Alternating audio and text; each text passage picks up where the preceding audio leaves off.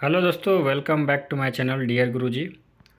दोस्तों, इस वीडियो में आप सभी को एक बम्पर वैकेंसी के बारे में बताने वाले हैं जो कि 2024 की बहुत ही बड़ी वैकेंसी रहने वाली है, जिसके लिए दोस्तों ऑल ओवर इंडिया से चाहे मेल हो या फीमेल हो कैंडिडेट अप्लाई कर सकते हैं। इसमें क्वालिफ़िकेशन भी आपका दोस्तों 10 पास है, 12th पास है, ग्रेजुएशन पास रहने वाला है। आपका जो भी क्वालिफ़िकेशन है आपका हिसाब से यहाँ पर पोस्ट दिया हुआ है, आप अपने क्वालिफ़िकेशन के हिसाब से उस पोस्ट के लिए अप्लाई कर सकते हैं दोस्तों।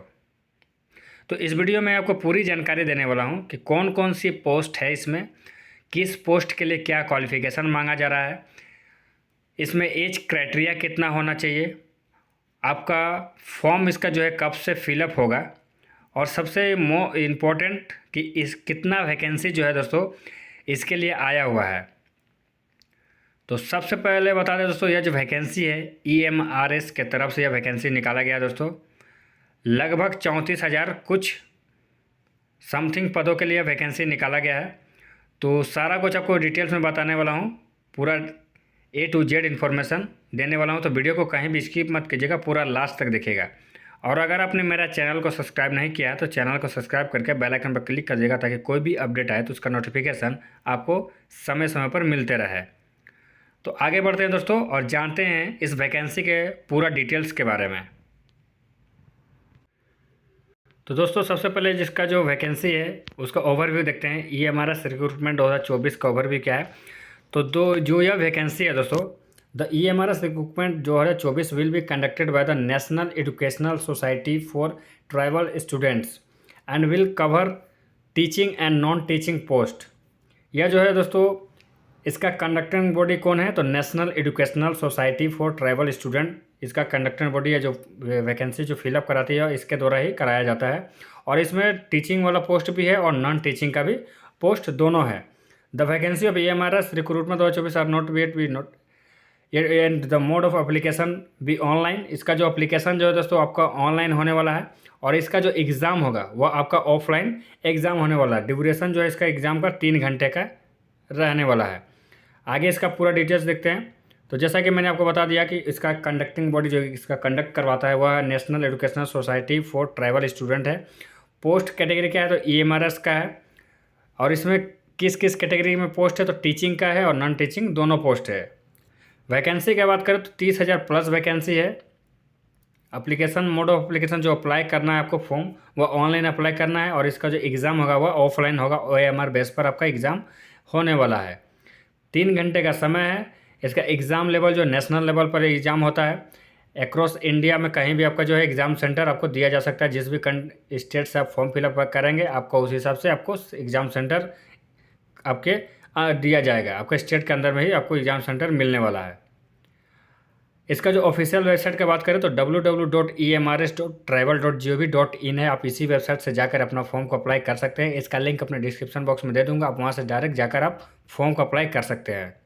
आगे बढ़ते हैं, नेक्स्ट बात करते हैं दोस्तों। ये जो फॉर्म आया है इसको अप्लाई करने के लिए आपसे क्या क्या फ़ीस, किस कैटेगरी के लिए कितना फ़ीस पे करना पड़ेगा। तो सबसे पहले देखते हैं जो इसमें पोस्ट है, टीचिंग वाला पोस्ट जिसमें आपका प्रिंसिपल है, PGT, TGT। तो इसके लिए उसमें, और उसके बाद जो है नॉन टीचिंग स्टाफ का जो पोस्ट है वो अलग है। तो प्रिंसिपल के लिए 2,000 रुपया फीस लगेगा दोस्तों। उसके बाद इसमें एडिशनल चार्ज जो है GST और प्रोसेसिंग चार्ज वो अलग है। PGT के लिए 1,500 रुपये चार्ज है, आपको फी पेमेंट करना पड़ेगा।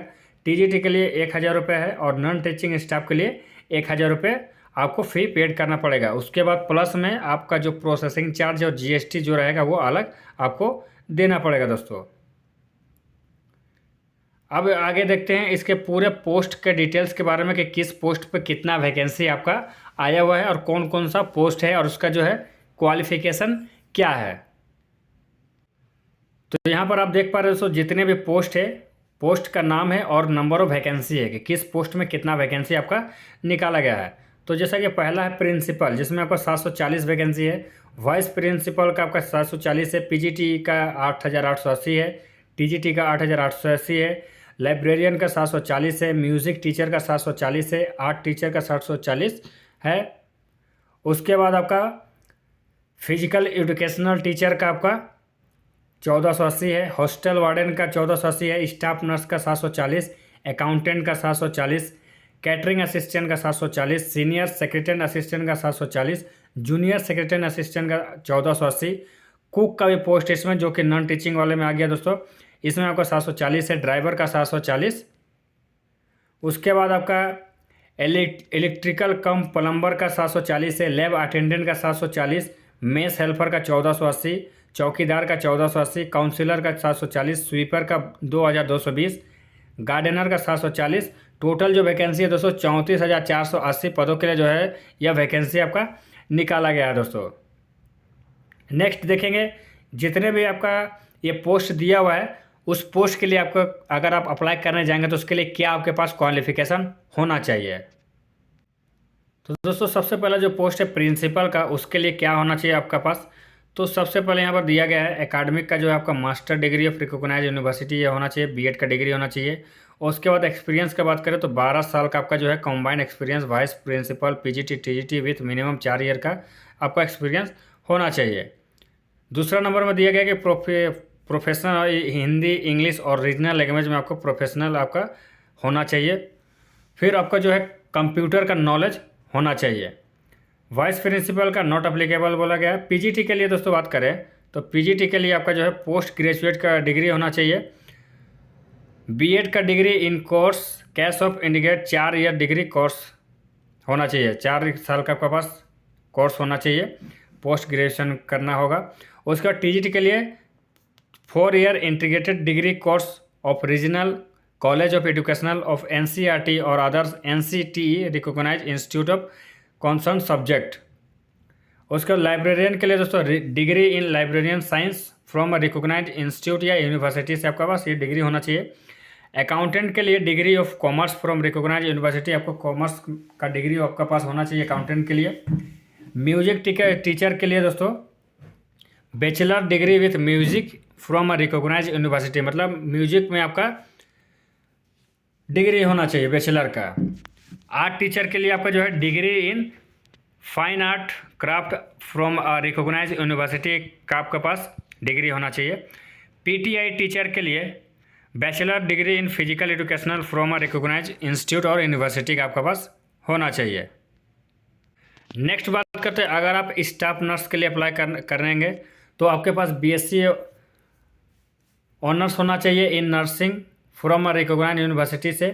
अकाउंटेंट के लिए अगर आप अप्लाई करेंगे तो डिग्री ऑफ कॉमर्स होना चाहिए, कॉमर्स का डिग्री आपके पास होना चाहिए। कैटरिंग असिस्टेंट के लिए 3 year degree course in catering और equivalent from a institute recognize by ministry of tourism government of India state government का 3 साल का डिग्री आपके पास होना चाहिए कैटरिंग के लिए।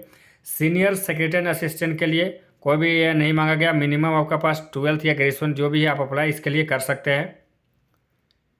नेक्स्ट बात करते हैं जूनियर सेक्रेटरी असिस्टेंट के लिए, तो उसके लिए दोस्तों आपके पास 12th पास होना चाहिए।